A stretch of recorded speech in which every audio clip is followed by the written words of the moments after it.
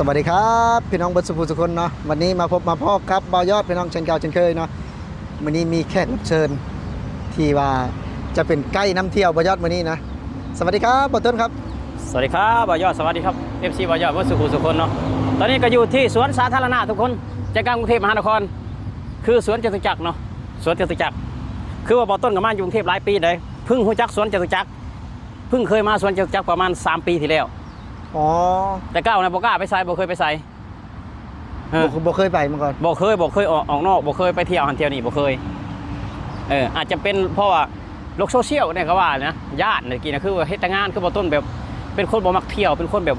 บ่มักไปใส่ในแต่ก่อนนะก็คืออยู่แต่ที่ทำงานอย่างเดียวอยู่แต่ที่ทำงานอย่างเดียวกินข้าวแล้วก็นอนเป็นเพราะโลกโซเชียลนี่เขาจะได้รู้จักกันและได้มาเห็นสิ่งงามๆแบบนี้แม่นก็โลกโซเชียลก็เฮ็ดให้เฮาเห็นหลายๆอย่างนะคือเห็นแบบนี้แหละเห็นสวนจตุจักรนี่แหละเพิ่นพัฒนาแบบใดเพิ่นปลูกต้นไม้แบบใดเพิ่นบริหารจัดการแบบใดนะเฮาเห็นนะตอนนี้เขาบ่ได้อยู่ต่างจังหวัดนี่นายตอนนั้นบ่ได้ต่างจังหวัดคือสวนจตุจักรได้นี่สวนจตุจักรอ๋อต้นไม้นี่ก็บ่แม่นเกิดขึ้นเองคือต้นไม้เนี่ยเพิ่นเอามาปลูกนะเพิ่นเอามาปลูกน่าสิแม่นแหล่งเพาะพันธุ์หรือว่าเพิ่นซื้อมาปลูกนะนี่นะเพิ่นซื้อมาปลูกทุกคนนี่คือส่วนอันนี้ก็เพิ่นปลูกเพิ่นวางรากฐานของเพิ่นปลูกเนาะทุกคนปลูกอันนี้น่าสิขึ้นเองนะบ่ต้นวะน่าสิขึ้นเองขึ้นเองแม่นบ่บ่ต้นย่านขึ้นเองบ่ต้นวะมันก็มีบางต้นขึ้นเองคือนี่ปลูกเนาะคือนี่ปลูกนี่แนวนี่ปลูกนี่คือปลูกแบบนี้ปลูกนี่ปลูกอันนี้คือปลูกอันนี้คือปลูกเนี่ยเพิ่นบอกเพิ่นดูแลเห็นบอกเพิ่นเอาหญ้าเอาหยังออกมีคนดูแลต่างหากอีกมีคนดูแลต่างหากมีคนใส่ปุ๋ยต่างหากอยากถามบ่ต้นว่าเพิ่นเฮ็ดแบบนี้น่ะเพื่อหยังบ่ต้นเพื่อประโยชน์สุขของประชาชนและก็นักท่องเที่ยวคือว่ายามมื้อแรงมานี่คือประชาชนออกมาวิ่งออกกำลังกายเฮ็ดให้สุขภาพดีแล้วเพิ่นก็ปลูกต้นไม้นี่แบบว่าบ่ให้มันร้อนบ่หรือว่าจังได๋ลดก๊าซบรรดาเป็นยังวะก๊าซบรรดาออกไซด์ก๊าซเรือนกระจกเนาะแบบได้การเรือนกระจกก็ก๊าซอยู่ในแบบในอากาศหั่นแหละเห็นว่าถ้าเฮาไปอยู่แบบสถานที่โล่งๆอากาศมันสิร้อนแต่ถ้าว่าตาเฮานี่แนบบ่เห็นเนาะโดยตาเฮานี่แนบบ่เห็นอ๋อคือว่าเฮาไปอยู่บ่โล่งๆนี่บ่โล่งๆบ่มีต้นไม้นี่อากาศสิร้อนแม่นบ่ล่ะถ้าเฮามาอยู่ใกล้ๆร่มไม้ต้นไม้ใหญ่มันยังไม่คืออากาศเย็นฮะนี่แหละอ๋อเพราะฉะนั้นเพิ่นจริงแบบว่ารณรงค์บ่ให้เผาป่า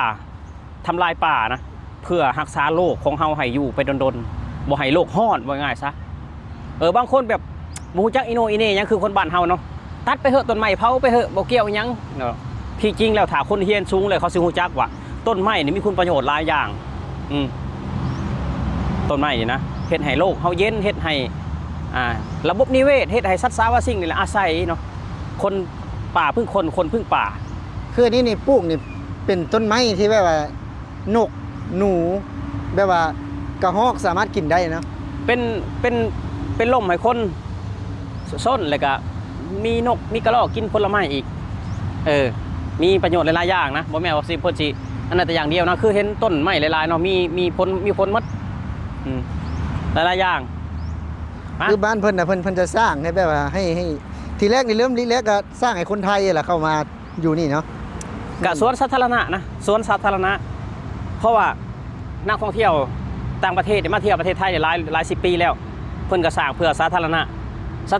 บ่ได้แปลว่ามีแต่คนไทยคนเดียวมีแต่คนไทยเด้คือว่าไผก็เข้ามาได้คือสาธารณะที่สาธารณะทั่วไปเลยแม่นคือถนนคือกันถนนสาธารณะไผก็ไปได้ถ้าถนนส่วนบุคคลแล้วเขาห้ามนะคือเป็นของเขาส่วนบุคคลสาธารณะมันแตกต่างกันเนาะคนมาทางนี้ไปทางไหนบ้านนี้กูแล้วเป็นยังเลาะตามถนนพี่บอกไปเลยตามถนนเลยมามื้อนี้ให้บ่าวต้นรีวิวนะนำเสนอว่าโอ้ยเพราะว่าเพิ่นมาฮู้ทุกมุมทุกซอยแล้วเพิ่นก็เว้าแบบว่าเบิ่งแน่เสาไฟนี่เพิ่นไปเปิดเสร็จได้เด้อสวิตช์เปิดเนาะมีก็สิมีอันนี้โซลาร์เซลล์เด้น่าสิโซลาร์เซลล์นะฮะดิแผ่นโซลาร์เซลล์หรือว่าจังไดเนาะน่าสิแม่นสวิตช์อยู่นี่สวิตช์อยู่นี่แต่เพิ่นสิเปิดในระบบของเพิ่นระบบควบคุมไฟของเพิ่นอยู่ในสวนนี่เวลาเท่านั้นเท่านี้โมงเพิ่นสิเปิดอันนี้มันบ่เกี่ยวได้อันนี้นะอ๋อเขาเปิดอัตโนมัติเลยแม่นเปิดอัตโนมัติ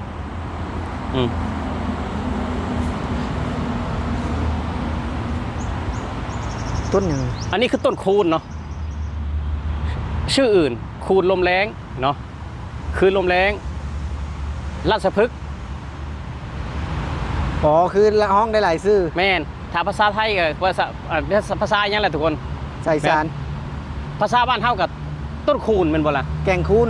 ต้นคูณแต่ภาษาไทยแต่ไปเพิ่นเขียนอยู่ในป้ายนี่ราชพฤกษ์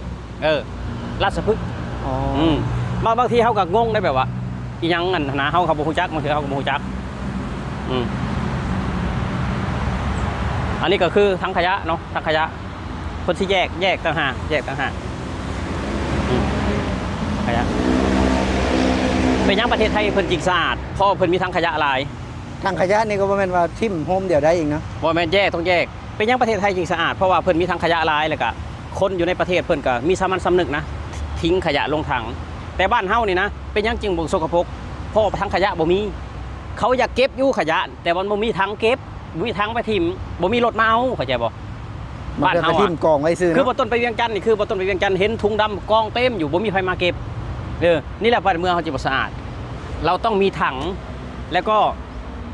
เจ้าหน้าที่เก็บขยะต้องมาเก็บทุกวันถ้าจะให้มันสะอาดคือบ้านเพิ่นนี่นะมาทุกวันนะถ้าบ่มามือหนึงเน่าเลยต้องมาทุกวันเวลาตี 4 ตี 3 ตี 4แบบนี้ เป็นงานของเพิ่นเนาะ แม่นนี่บาต้นนี่เบิ่งถนนเห็นถนนนี่นะคือมีสาวลาวคนหนึ่งอะที่เรามาถ่ายคลิปไอ้บาต้นเห็นบ่ไอ้ที่เพิ่นถ่ายคลิปลงนะว่าไอ้ถนนบ้านเพิ่นน่ะจากเลนเดียวเป็น2เลนเฉพาะยามขี้ตมมันนะเห็นบ่ คือว่าจากเลนเดียวเป็น2เลนเนาะปกติก็สิมีเลนเดียวบัดนี้คือมันเป็นหลุมอยู่ทางกลางเป็นหลุมอยู่ทางกลางเลยออกซ้ายออกขวาบัดนี้ลบหลุมนะเป็น2เลนบ่แม่นว่าขยายเส้นทางเพิ่มขึ้นได้คือว่าหลีกหลุมหลีกขี้ต้ม อ๋อเลนให้เป็นเลน แม่นเด้เพิ่นปลูกไว้เห็นบ่เพิ่นปลูกไว้นี่วันแรกเพิ่นเอาไปปลูกให้บ่นี่เพิ่นเพาะไว้บ่ฮู้คือกันอันนี้คือเพิ่นเพาะไว้ได้นี่นี่คือเพิ่นเพาะไว้บ่มีปุ๋ยเคมีได้นี่ไม่ใช่ปุ๋ยเคมี ปุ๋ยเฮ็ดเองอีกนะ คือเอาใบไม้มาทำปุ๋ย โอ้ คือเอาใบไม้มาทำปุ๋ยดินสีดำแบบนี้แบบว่าดินก็ถ้าดินดีจะดีไปเลยนะถ้าเอาปุ๋ยเคมีดีตั้งแต่ปีแรกปีต่อไปก็จืดจางดินตาย คือเพิ่นนี่เฮียนพร้อมนั่นนี่เฮ็ดได้เนาะ เพิ่นก็มีหน่วยงานของเพิ่นหั่นล่ะเพิ่นก็มีหน่วยงานของเพิ่นเนาะเพิ่นก็มีหน่วยงานของเพิ่นเข้ามาดูแลอะไรว่าง่ายซะเพิ่นก็จ้างทุกอย่างอยู่หั่นล่ะโอ้ลมเย็นดีเนาะบ่ต้นเนาะ แน่นอน มาอยู่ประเทศไทยนี่24 ปีนี่ห่างกันมาแค่3ปีเนาะ แม่นบ่ต้นก็ แสดง มา ว่า20 ปีนั้นไปอยู่ซะ20 ปีนะ บ่ต้นคือบ่ได้เคยมาสวนจตุจักรนะบ่เคยได้มาเนาะ มันไผพามาอีกแล้ว คือว่าโลกโซเชียลนัดกันสวนจตุจักรเด้อก็เลยมาลองเบิ่งหั่นนะมา เฮ็ดบ่ต้นฮู้แต่ต้น กับโซเชียลก็ฮู้อยู่แล้วสวนจตุจักรอยู่นี่ แต่บ่ได้เข้ามา แต่บ่เคยเข้ามา บ้านเฮานี่ตัดไปขายได้ไม่ดูมาอย่างนี้เนาะบ่ต้นเนาะ คือบ่ต้นไปนครหลวงจันทน์นะสวนสาธารณะอยู่ในนครหลวงจันทน์เน่าเน่าอีหลี เดี๋ยวซั่น บ่มีคนดูแล บ่มีพนักงานบ่มีรปภ บ่มีแต่ขวดมีแต่ของกินกับทีมไปขนาดอยู่นครหลวงจันทน์นะอันนี้คือว่าตามตรงเลยถ้าผู้ใดเห็นแบบว่าสวนสาธารณะอยู่นครหลวงจันทน์สะอาดแบบนี้แชร์มาให้เบิ่งเนาะแชร์มาให้เบิ่งอันนี้คือบ่ได้แบบว่าดูถูกบ้านเจ้าของนะมันเป็นความจริงมันเป็นความจริง อยู่นี่เพิ่นก็ติดเนาะบ่ต้นเนาะติดกล้องวงจรปิดเนาะอย่างนี้ โอ้ติดแล้วกล้องวงจรปิดติดได้กล้องวงจรปิดมันก็เฮ็ดได้ทุกอย่างเนาะสมมุติว่ามีโจรวิ่งราวกระเป๋ากับหุ้มหมดทุกอย่างเนาะคือกล้องวงจรปิดก็ช่วยได้ ช่วยได้ระดับ คือประเทศไทยแบบว่า ประเทศที่ต้องการความจริง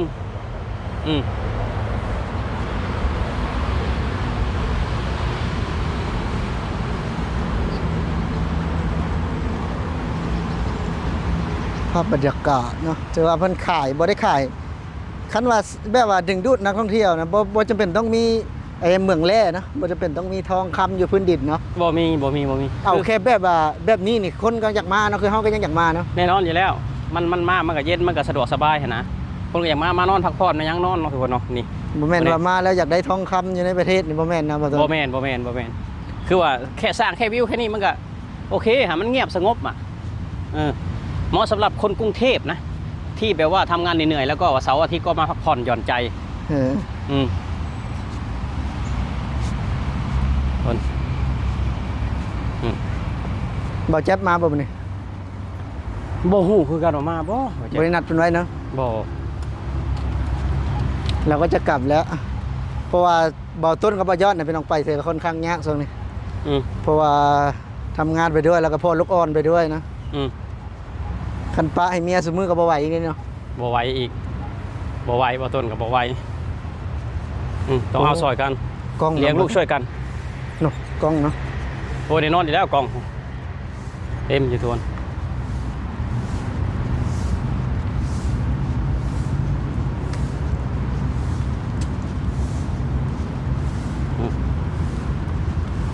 สุดยอดเลยถนนนี่ก็ได้ คันได้สำนี้ก็โอเคเนาะบ้านเฮาเนาะ ผู้โดยสารหนาต้องบาย ที่เดียวฉัน มันบ่ได้ง่ายดอก นี่นะได้สำนี้นะมาปลูกอยู่บ้านเฮาเนาะ แต่ขนาดทางหลวง13เนื้อก็ยังมีแต่ขี้ต้มอ่ะบ่ได้ง่ายดอกแบบนี้ฮะ เบาต้นไปแล้วนะ บ่ได้เห็นในโซเชียลสารหนาต้องบายเพื่อสิได้อยู่ อ๋อสมชาติหน้าพันเอาอีกบ่ ต้นบาย ต้นบ่าย ต้นบายเดี๋ยวเป็นต้นเศร้าดิ ต้นบ่าย ต้นบายอีก สำหรับคลิปนี้พี่น้องเบายอดกับเบาต้นสิขอลาพี่และน้องไปก่อนสวัสดีครับสวัสดีครับ สวัส เบา ดีค ต้ รับ น ผมสวัสดีครับ